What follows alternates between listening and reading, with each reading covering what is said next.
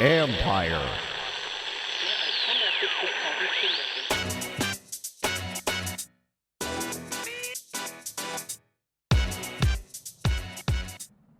It's been a year of the unexpected, and in some cases, the improbable. We are here. NFL season completed, and nobody thought it was possible, but there was a lot of good stories despite all the challenges this year. And today, our focus is going to be one of those dark horses that came on.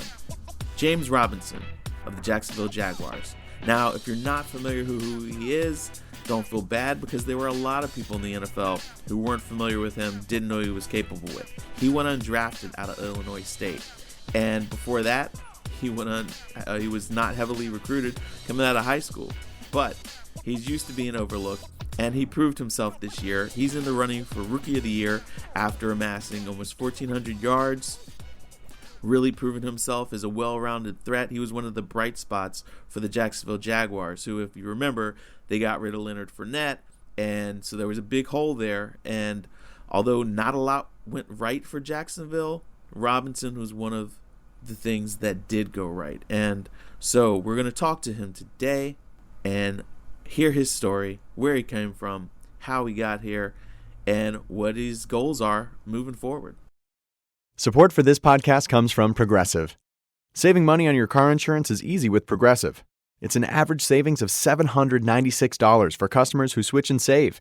In fact, customers can qualify for an average of 6 discounts on their auto policy with Progressive, including discounts just for starting a quote online or owning multiple vehicles. Get your quote online at Progressive.com and see how much you could be saving. National average annual car insurance savings by new customers surveyed who saved with Progressive in 2019. Discounts vary and are not available in all states and situations. Well, how would you kind of sum up this season? Did it surpass your expectations? Did it meet your expectations? When you're coming in as an undrafted guy and no off season, no traditional preseason, the deck is kind of stacked against you.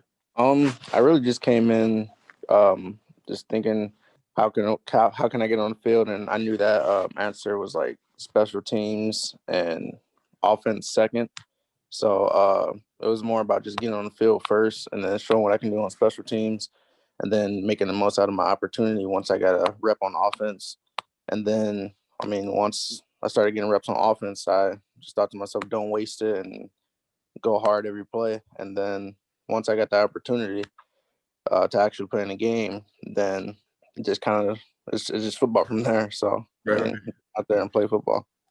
Now, you'd been in that situation before, as far as having odds stacked against you from high school, college. What was it that about those experiences that kind of keep you from being shaken or discouraged by a lack of attention or a lack of accolades? Just give them something that they can't really ignore, I guess. Yeah, I don't really, like you said, I don't really pay attention to it. I just kind of go out there and play football and worry about that last. I really don't worry about it at all. And obviously with my team, Sam and Julia and all of them, it's kind of up to them to get more attention coming and getting me interviews that get me noticed. So, for me, I just ignore it and go play football, and that's all I can really control. Have you always had that mindset, or is it something that you had to develop? I always had it. In high school, I didn't like any interviews at all that I had to do for the news. I didn't want to do them at all. So, I've always been this way. Now, in high school, though, you had great numbers, but why was recruitment something that was a challenge, you think, that, you weren't on a whole lot of schools' radars?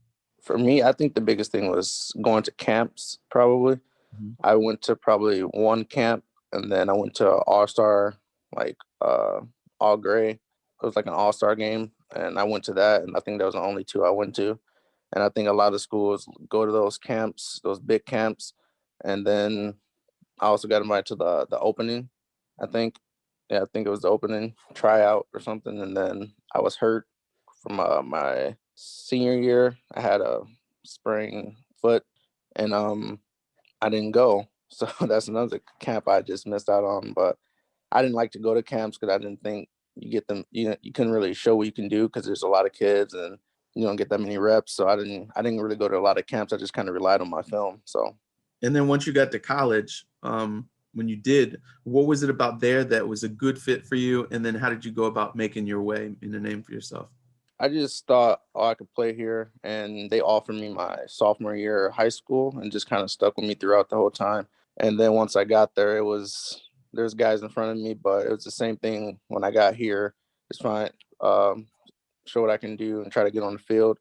And I did do special teams for them for, I think, a year, my first year. And then I did kickoff return. And then I was showing what I could do there, and they wanted to put me back in the backfield. So once I got back there, it was just play football again. Everybody, they dream of being drafted. As you approached the draft, what kind of expectations did you have for yourself and for how that was going to play out? I expected to get drafted, but as the days went on, it was just kind of like it was certain points where I was like, okay, this could be the day, because, and I think it was maybe the second day where like a bunch of RBs just started getting drafted. So I was like, okay, I was trying to get ready, but then obviously it didn't play out that way. So I just wanted to get on the team then.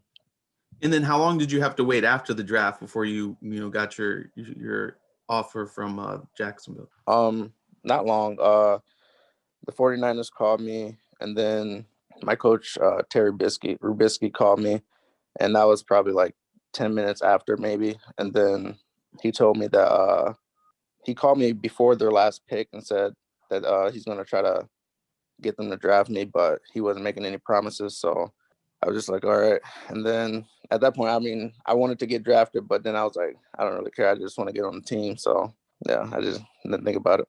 This year was really challenging because you didn't have a rookie mini camp to kind of learn the offense. What did you use to help sharpen and prepare despite all that uncertainty of not knowing when you guys would be able to get onto the field?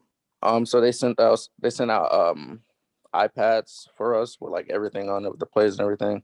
And I will always charge the iPad and then go back out. Like I'll go back outside with the iPad and then just study everything and all the things that the running backs have to do and learn. And I would just go out there and study until the iPad was dead. And then I would have some friends come say the plays for me. And then I would just remember what I had to do. And I did that every day. And then once I got in like meetings, like virtual meetings, he would ask a question and I would know it. And then once I got here in Jacksonville, it was just kind of the same thing. I mean, obviously it made it easier once they started telling us about the things that we need to know when they say to play. And that just made it even easier. So that was easy part for me. That's it. Now, where were you? You said you were working outside. Where was home for you there, and where were you doing that training work? Rockford, Illinois. Okay, gotcha. And so were you in your backyard? Were you at your high school field, or where were you doing that? I was everywhere. I was at my high school field. I was at my girlfriend's house in her yard doing it. My house. I was everywhere. Gotcha. So you were really glad once you finally got to get on the football field around your teammates then. Yeah. Once I got around Chris Thompson, because he was in Jay's offense for a little bit. So once I got around him, anytime I needed a question, he'll answer it. So it made it even easier. At what point of the season? I mean, you had some veteran running backs ahead of you, and like you said, you were saying, okay, get on the field at in special teams. What point did you feel like the doors were starting to open for you to have an impact on offense? Once I started getting a little bit more reps with the starting group, then I didn't really think about it then in camp, but it was just okay. I felt like I was moving up, but I didn't really think about it like that. Mm-hmm. I just I didn't want to waste the opportunity, so I just went out there and played football again, and I will always have big runs in the practice, and I don't think they can really ignore that. So now, how did the speed of the game compare to what you had been in, and then what you were expecting? It's a lot faster for sure. I don't really notice it that much. Obviously, you can see it with like the DBs and safeties and everything as receivers, but I mean, I didn't really pay attention to it. I mean, they both they all have to come up and make a tackle.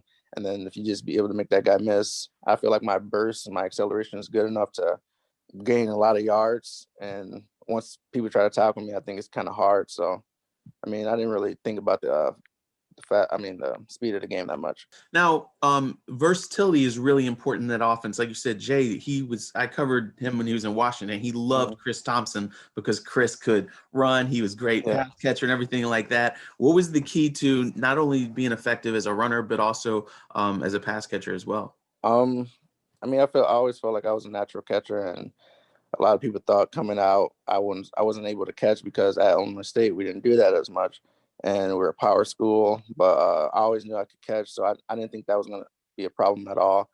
So I think I probably surprised a lot of people that thought I couldn't catch. And I mean, Jay will always ask me if I could catch the ball. I'm like, yeah. I mean, you throw it to me, I'm probably going to catch it. So. Now, as the season progressed, were you ever surprised, or was it just all according to your plan and the confidence that you had for yourself? No, I wasn't really surprised with anything. I always went out there and knew I could do something to make an impact on the team. So I just went out there and played hard every play. Who did you kind of grow up patterning your game after or rooting for as a kid?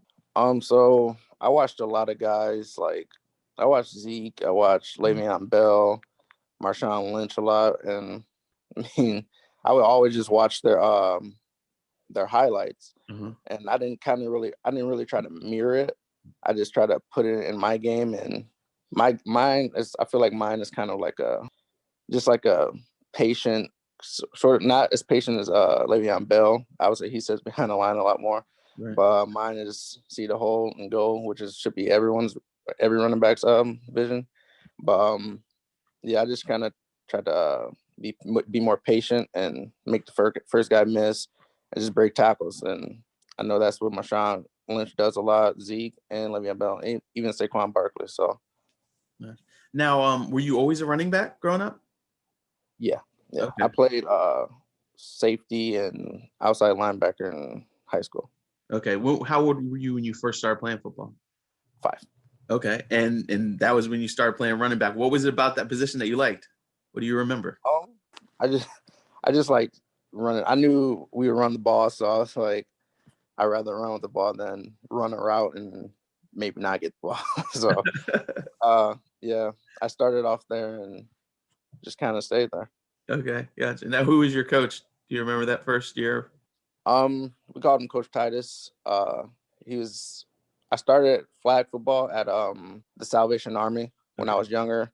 Yeah, my aunt used to work there, and I just went there after school. It was like an after-school program, and they started up a team, and we just started playing other community centers. So when you're playing flag football, like you really have to be elusive and everything. How did that foundation help you once you got into a regular football?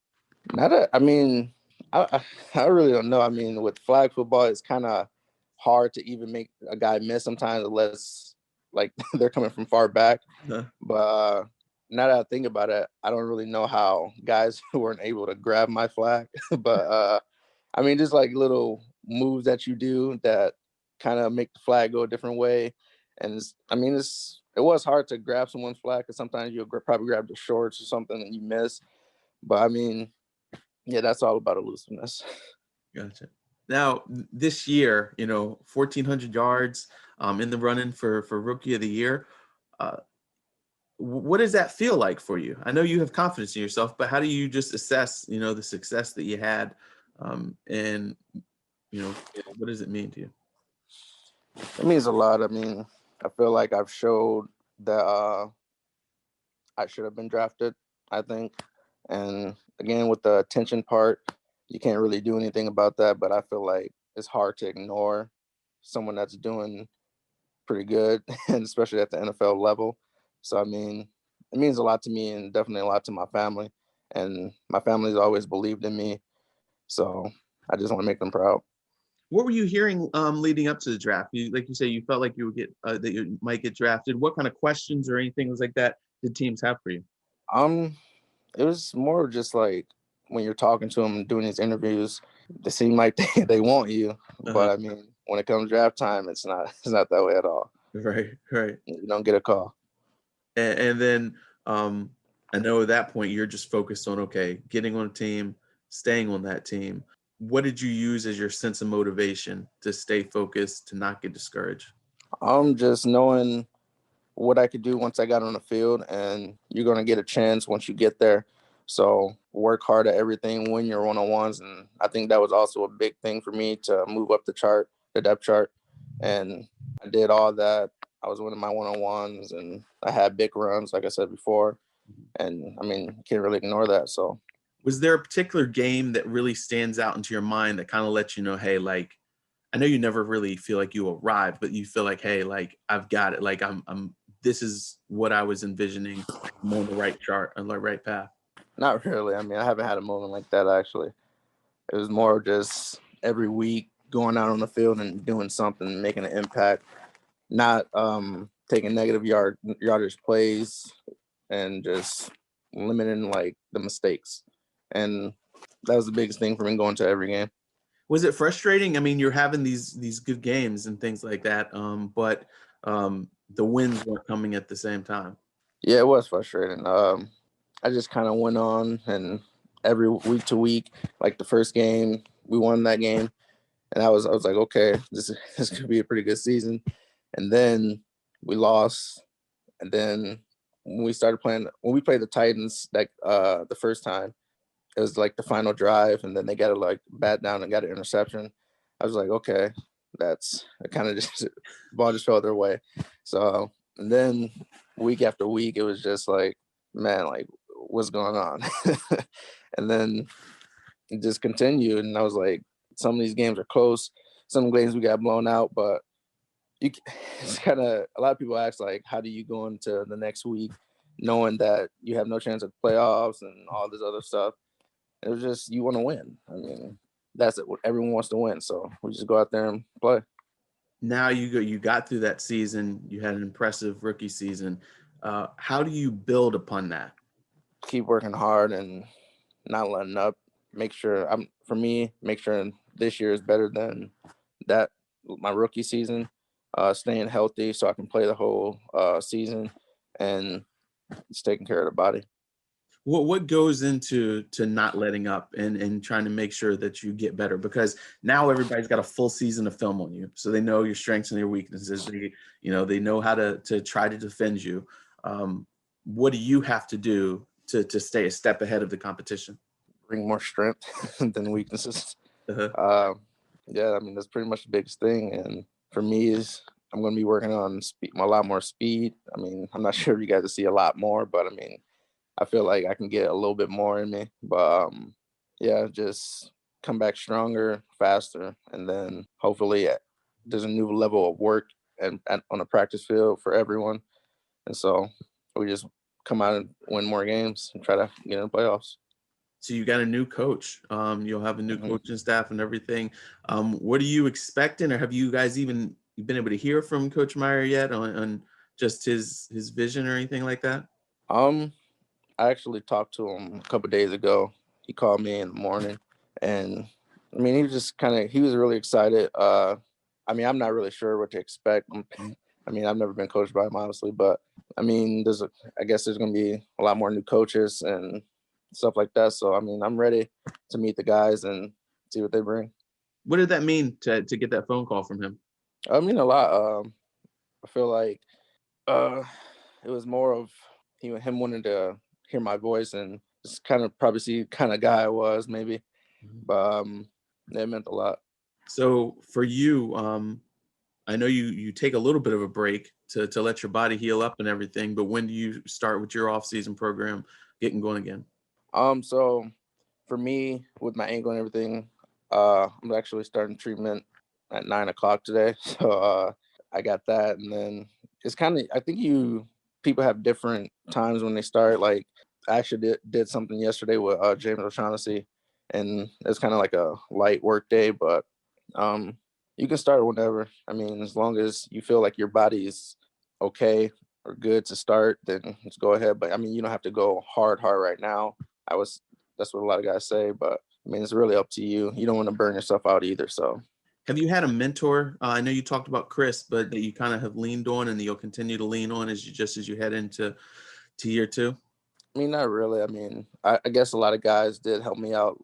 They did help me out last year with like massage therapists, and Chris Conley mentioned his. So I used her a couple of times, and I mean, I guess I would just talk to a lot more guys about what they do in the off season to help get back and get stronger and maybe even faster. So I mean, a lot of guys have a lot of things that they do that I'll probably ask about.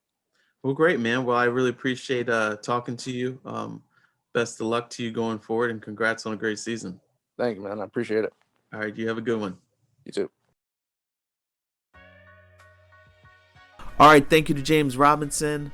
Hope you guys enjoyed that. I always enjoy the story of the underdog, and it was just impressive to see him go out there, come out of nowhere, and really perform at a high level. It'll be interesting to see what the next chapter is for him. Year two.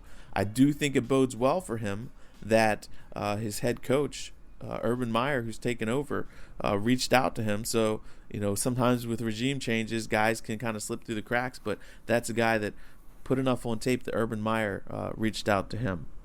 So we will continue to follow James Robinson's story. Hope you guys have enjoyed this. Next week, we are going to turn our attention to the Super Bowl. It'll be Super Bowl week. It'll be conducted virtually, but there will still be plenty of stories to tell, plenty of topics to discuss. But before I close, just want to take a look at the coaching hiring cycle is now complete. There were 7 head coaching openings. They are all filled now.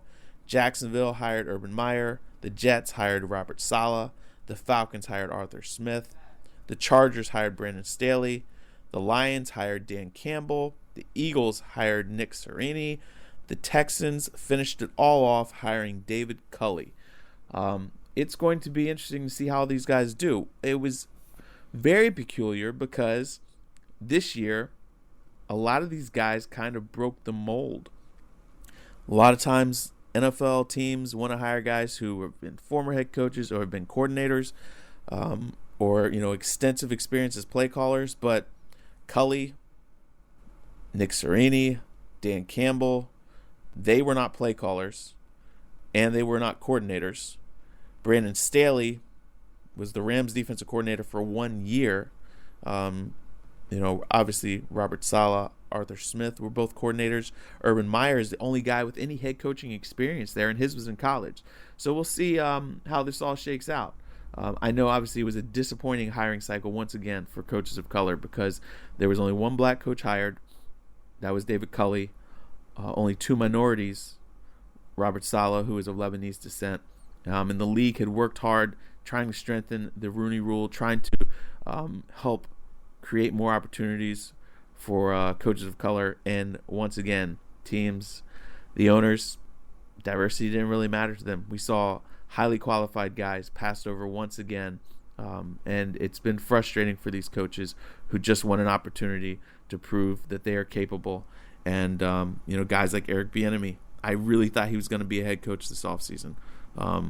Great work he's been doing with the Chiefs, passed over once again. Leslie Frazier, defense coordinator of the Buffalo Bills, should be a head coach. No, Marvin Lewis even interviewed. He did not get a job.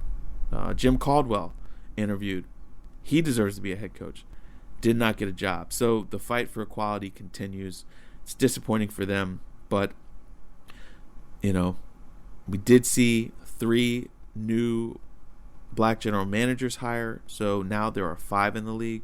That is new, that is progress, but this is a long fight, and so the league and their coaches and talent evaluators, people of color who just want an opportunity, looking for equality, they'll have to wait until next year while they continue just keep their head down, continue to better themselves, and hopefully things will change. Hope you guys have a great day, a great weekend. It'll be weird not having a football game this Sunday, but we will be back next week, turning our attention, like I said, to the Super Bowl. You can read me at usatoday.com. Follow me on Twitter and Instagram @ByMikeJones. Please do me a favor, take this link, share it with your friends. subscribe, give me a review, and I'll talk to you guys again next time.